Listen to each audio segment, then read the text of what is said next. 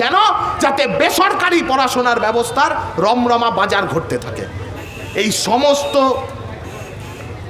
গণতান্ত্রিক পদ্ধতিগুলো, সবার কথা বলার পরিবেশগুলো, স্কুল পরিচালন সমিতি, কলেজের ছাত্র সংসদ, এই সমস্ত নির্বাচন করতে হবে আর ইমিডিয়েট করতে হবে।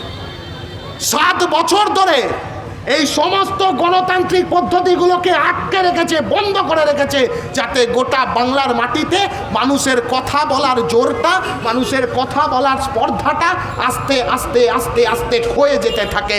আমরা বলছি এটা বাংলার মাটি, এই মাটিতে মানুষের মুখ বন্ধ করার যত চেষ্টা করবে, মানুষ তত জোরে আওয়াজ করে চিৎকার করে বলবে যে তৃণমূল চোর, তৃণমূলরা ধর্ষক, এই সরকারটা চোরেদের সরকার, এই সরকারটা ধর্ষকদের আড়াল করবার সরকার।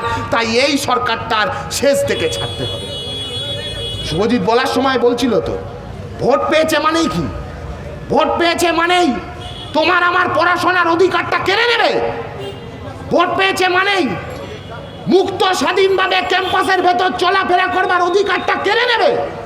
ভোট পেয়েছে মানেই কলেজের ইউনিয়ন রুমগুলোতে ছাত্রীদেরকে নিয়ে গিয়ে অসভ্যতা করবার লাইসেন্স পেয়ে গেছে। না, হতে পারে না। বাংলার মাটিকে বাঁচাতে গেলে, এই বাংলার বুকে পড়াশোনার ব্যবস্থাটাকে বাঁচাতে গেলে বাংলার college, campus, university, medical college সব জায়গায় ইমিডিয়েট নির্বাচন চালু করতে হবে। ছাত্র সংসদ নির্বাচনের মাধ্যমে ছাত্র প্রতিনিধিদের হাতে, তাদের হাতে কলেজ ক্যাম্পাসকে তুলে দিতে হবে। মালদা কলেজে কি ঘটছে? কারা চালাচ্ছে মালদা কলেজ? তৃণমূলের মাতব্বররা। প্রচার সভা চলছিল এই এসপি অফিস অভিযানকে কেন্দ্র করে, বাইক খুলে নিচ্ছে টোটো থেকে। কে অধিকার দিল? কাদের কারা এখতিয়ার দিচ্ছে? পুলিশ গিয়ে তাদেরকে রক্ষা করছে, আমাদের ছেলেপিলেদেরকে পুলিশ সরিয়ে দিচ্ছে।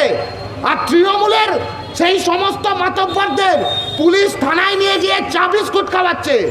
আমরা বলছি, উর্দির দাম যদি দিতে না পারেন, উর্দি খুলে রাস্তায় নামুন।